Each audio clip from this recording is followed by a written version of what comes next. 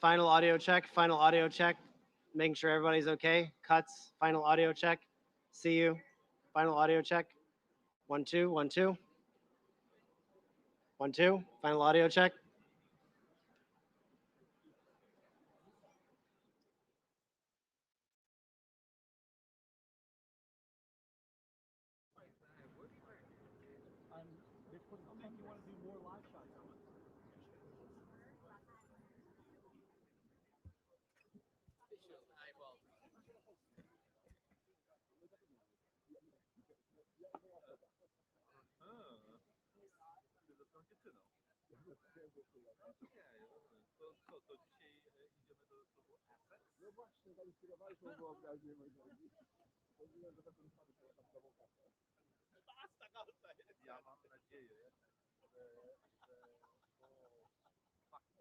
To be ready for it.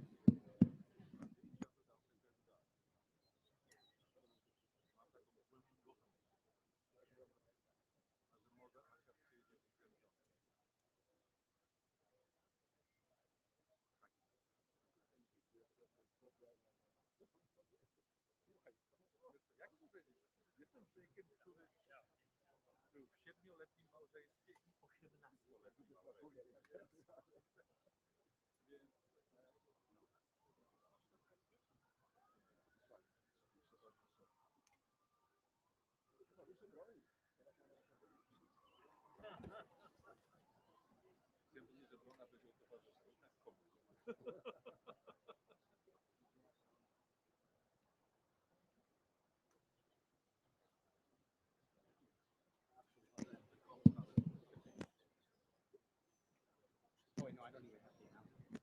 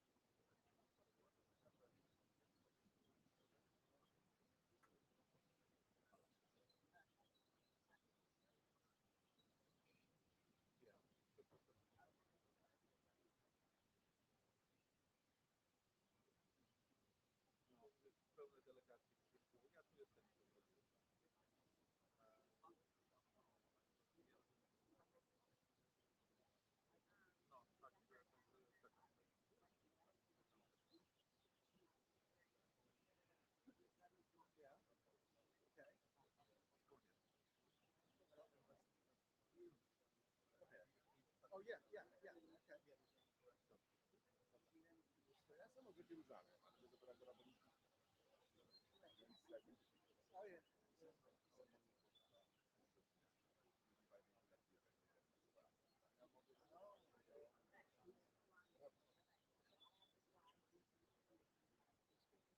He's there. I can't see.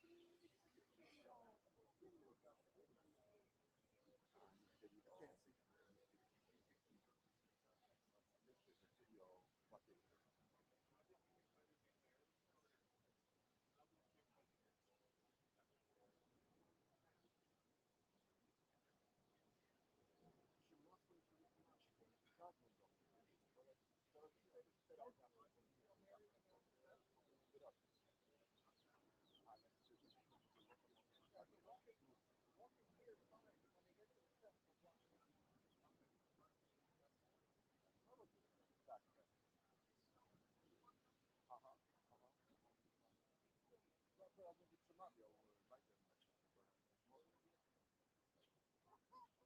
To jest krótki sejm. That's fine. A co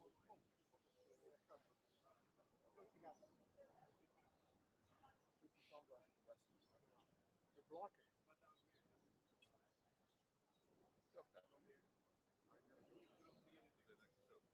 I hear you, dude. You're fine. Yeah, there he is.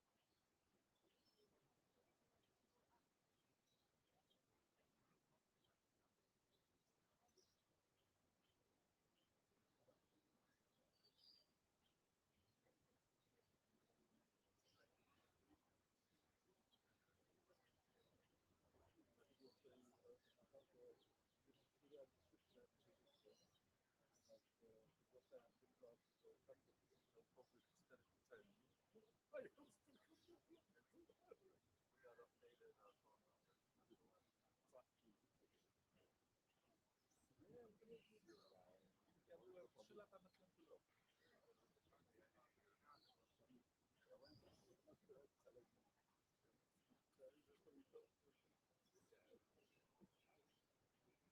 Było to dziwne.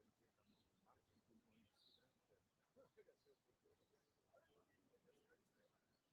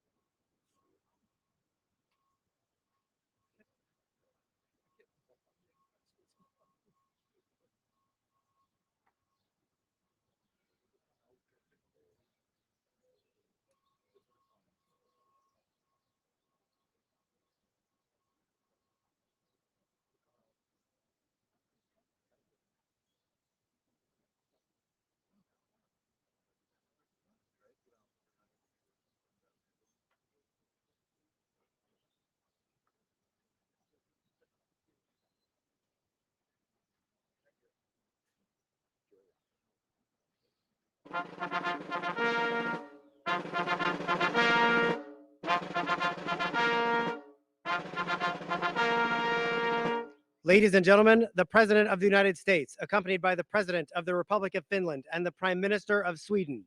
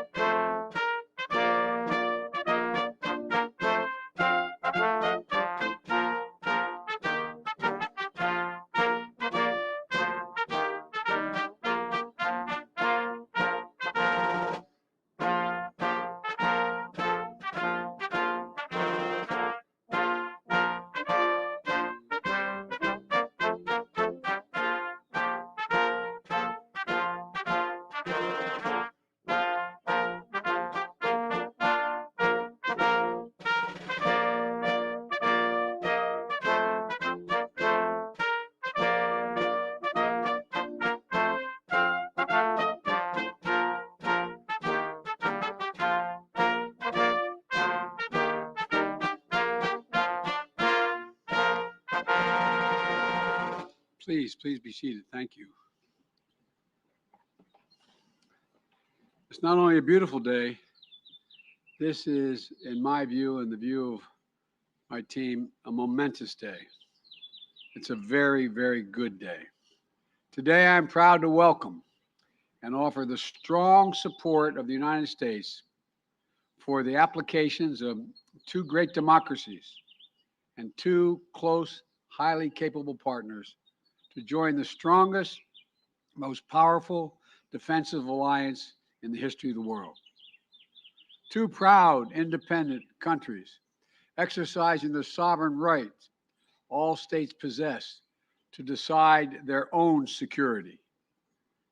President Niinistö, you are, and Prime Minister Andersson, it's a great honor to have both of you here at the White House as Finland and Sweden began the process of joining NATO.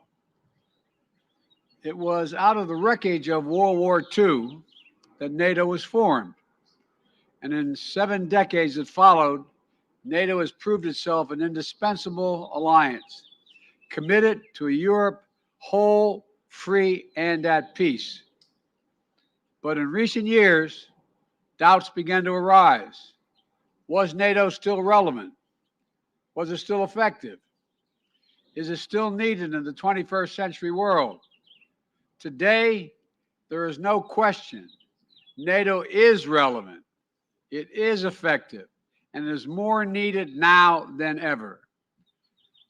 The indispensable alliance of decades past is still the indispensable alliance for the world we face today, and I would argue tomorrow as well. And the decision of Sweden and Finland, the one they have made, is testament to that commitment. This is about the future. It's about a revived NATO that has the tools and resources, the clarity and conviction to defend our shared values and lead the world. Sweden and Finland are already among our closest partners on a range of issues, from strengthening peace and stability to advancing human rights to taking on the climate crisis and addressing food insecurity, from strengthening the global health to promoting development. Finnish and Swedish troops have already served shoulder to shoulder with U.S. and NATO forces in Kosovo, in Afghanistan, and in Iraq. And both Finland and Sweden are already working in coordination with the United States and our other allies and partners to support the brave people of Ukraine as they defend their freedom against Russia's invasion. Sweden and Finland have strong democratic institutions, strong militaries, and strong and transparent economies, and a strong moral sense of what is right. They meet every NATO requirement and then some. And having 2 new NATO members in the High North will enhance the security of our alliance and deepen our security cooperation across the board. Today, the President, the Prime Minister, and I had a very good discussion about NATO accession, about the war in Ukraine, and strengthening transatlantic security. But our conversations began well before today. President Niinistö and I spoke last December and again in January and the weeks leading up to Russia's unjust and unprovoked assault on Ukraine. In March, the President came to the White House to see me, to discuss this brutal conflict and the rupture it's causing in Europe. While we were in the Oval Office together, we picked up the phone and we called the Prime Minister, and the three of us all spoke. We spoke again last week when I invited them to come to the White House today. We have consulted closely at every stage as Sweden and Finland made their determinations. And today I'm proud to assure them that they have the full, total, complete backing of the United States of America. Today, my administration is submitting to the United States Congress reports on NATO accession for both countries so the Senate can efficiently and quickly move on advising and consenting to the treaty. I greatly appreciate Senator Schumer and McConnell's support, as well as Senator Menendez and Risch, to move this through the Senate as quickly as possible once the perspective of all allies are addressed and NATO adopts the accession protocols. The bottom line is simple, quite straightforward. Finland and Sweden make NATO stronger, not just because of their capacity, but they're strong democracies. And a strong, united NATO is the foundation of America's security. By joining NATO, allies make a sacred commitment to one another that an attack on one is an attack against all. It's Article 5 of the Washington Treaty and the core building block of our alliance. And the only time in history Article 5 has been invoked was after 9/11, when the United States was attacked and all our allies rallied to our side. The United States will never forget that, and we will never fail in our pledge to defend every single inch of NATO territory. I welcome Sweden and Finland choosing that responsibility as well. This is going to benefit all of our people. And today, the President, Prime Minister, and I committed that we're going to work together to remain vigilant against the threats to our shared security and deter and confront any aggression while Finland and Sweden are in this accession process. There's nothing going to be missed, as my mother would say, between the cup and the lip. We're in once it is moving forward. I really mean it. I really mean it. So let me be clear. New members joining NATO is not a threat to any nation. It never has been. NATO's purpose is to defend against aggression. That's its purpose, to defend. Let no one make a mistake. The meaning of this historic day. In the face of aggression, NATO has not grown weaker or more divided. It has grown stronger, more united. With Finland and Sweden's decision to request membership in NATO, it'll be enhanced for all time. Standing together today, we reject the bloody creed that might makes right, and we declare more powerful creed. All for one and one for all. Because what NATO makes strong isn't just our enormous military capacity, but our commitment to each other, to its values. NATO is an alliance of choice, not coercion. This is a victory for democracy in action. Finland and Sweden are seeking to join NATO because their citizens demanded it, and their elected leaders heard them. That's how it works when leaders derive their power from the consent of the government, from the consent of the governed. And that's why NATO's open door has always been so important. It allows nations to choose for themselves to ask to be part of a group of nations that value freedom, democracy, and human dignity above all else. Countries must demonstrate that they meet NATO's high standards for military interoperability, economic transparency, and democratic accountability. That's what Sweden and Finland have done. And so today, it's an affirmation of those countries in Europe that share our values, that we're willing and able to do what it takes to be part of the alliance. NATO's door remains open. In just a few minutes, I'll be leaving to spend time with two of our Indo-Pacific allies. In a half hour or so, I'll be flying to the Republic of Korea and Japan. I thank the President and the Prime Minister for traveling here on for this meeting before I take off, because it is so important. America's alliances in Europe and in Asia keep us, and I would argue the world, strong and secure. They're how we confront the challenge of our time and deliver for our people today, and harness opportunities for a better tomorrow. And I look forward soon calling Sweden and Finland our friends, partners, and NATO allies. I want to thank you both for being here, and I'm going to invite each of you to say a few words, and we'll start. Mr. President, the podium is yours.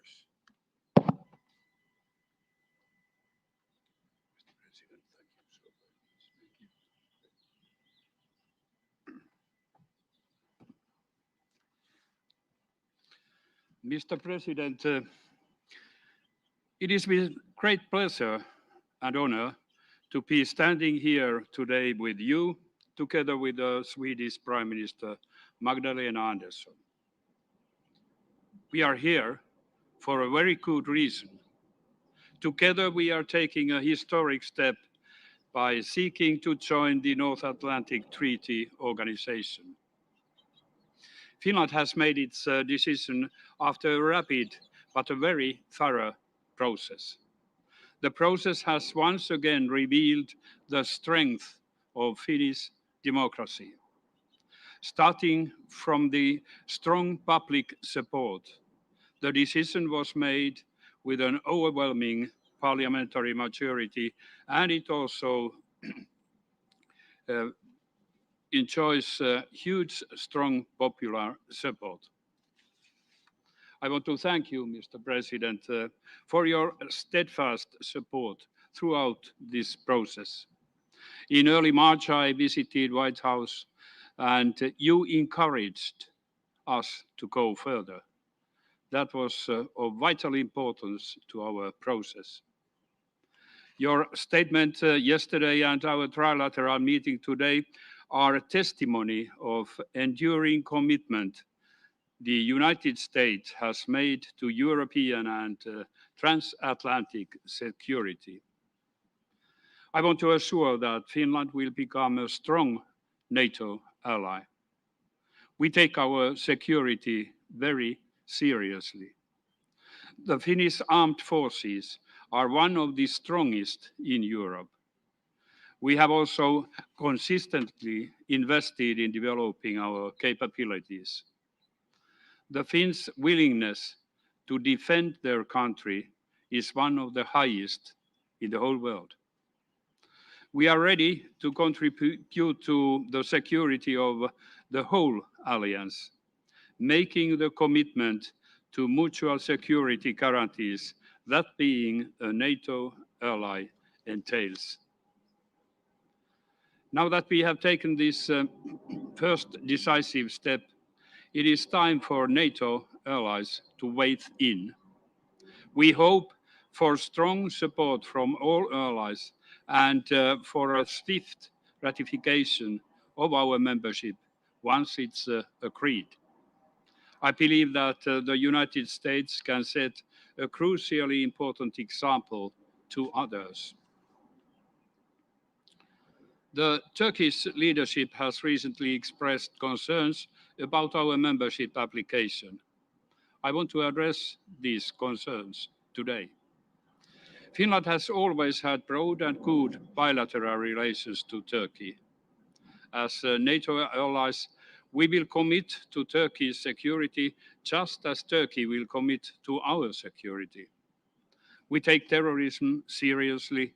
We condemn terrorism in all its forms, and we are actively engaged in combating it.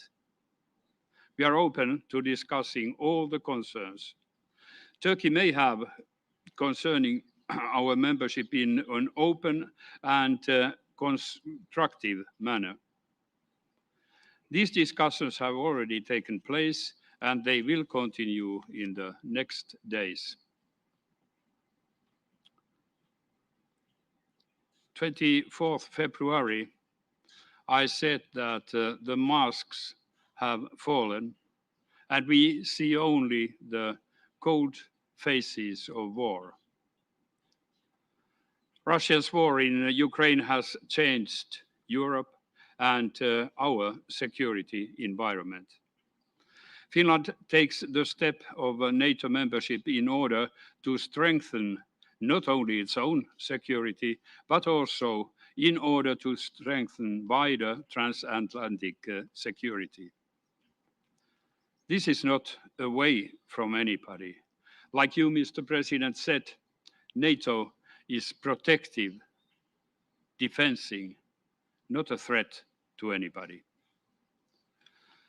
At the same time, we must not forget that at this very moment, the brave people of Ukraine are fighting not only for their own freedom and democracy, but for our common security.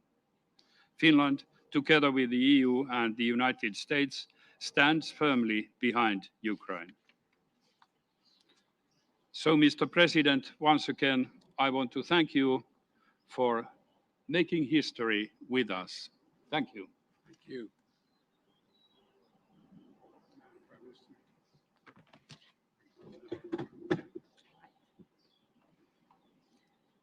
Mr. President, thank you for welcoming President Niinistö and me to the White House. The bonds between Sweden and the United States, they are strong and long-standing. And as you know, Swedes first set foot in your home state of Delaware in 1638. And we were one of the first countries to recognize the United States as an independent nation in 1783. And since then, our countries have developed a deep and long-standing friendship through family ties, trade, and mutual interests. And I personally is very much one part of this. But most of all, our shared values and beliefs in democracy and freedom. Values and beliefs that are now being put to the test.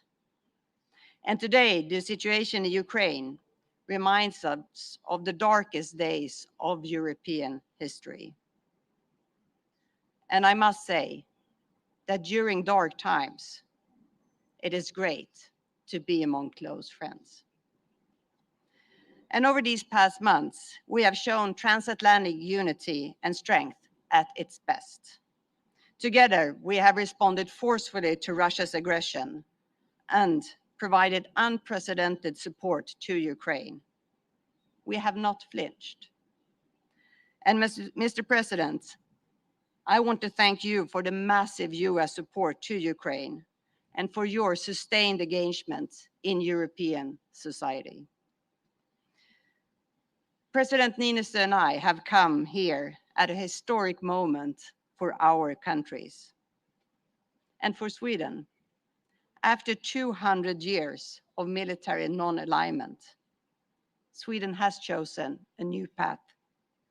Yesterday, Sweden and Finland submitted our formal requests to join NATO. And Russia's full-scale aggression against a sovereign and democratic neighbor, that was a watershed moment for Sweden. And my government has come to the conclusion that the security of the Swedish people will be best protected within the NATO alliance. and this is backed by very broad support in the Swedish parliament. And with Sweden and Finland as members, NATO will also be stronger.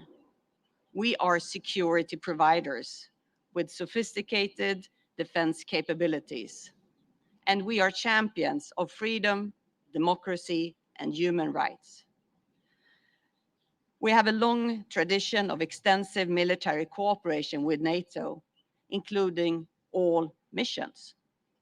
And we are right now ramping up our defense spending, and we will reach 2% of GDP as soon as practically possible.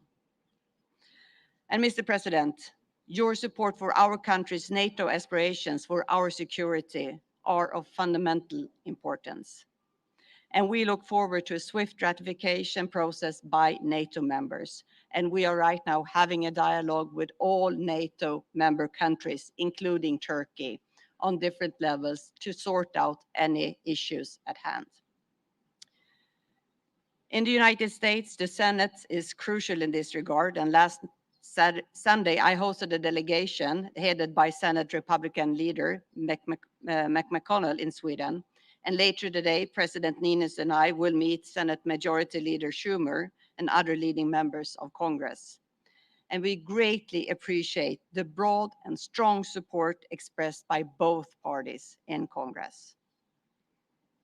But Mr. President, our countries also work closer together when tackling global challenges.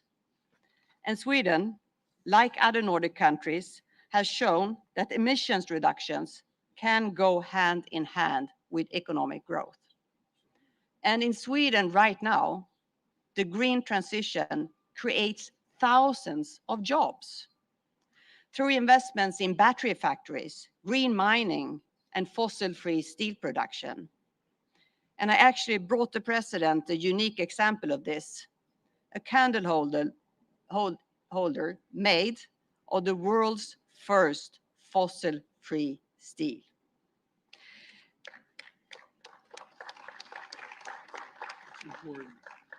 And what we see in Sweden right now is that previously neglected areas are no longer struggling with unemployment or depopulation. But how to build housing, infrastructure, and schools quick enough to meet up with the expansion.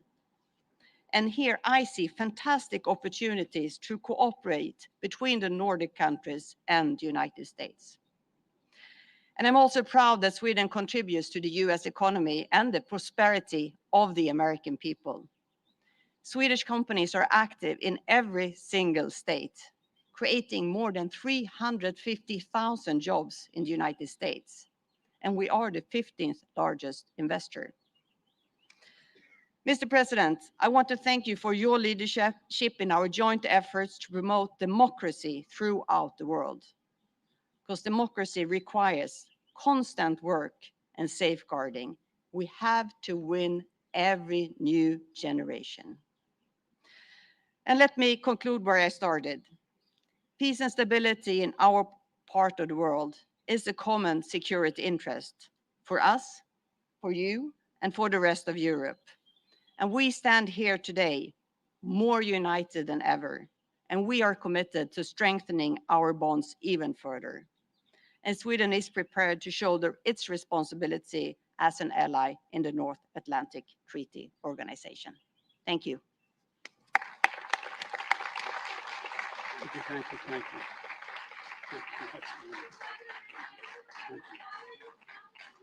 Might be worried right now during this vulnerable time. Mr. President, do you plan on speaking to President Erdogan? What can you offer? This process? What can you offer?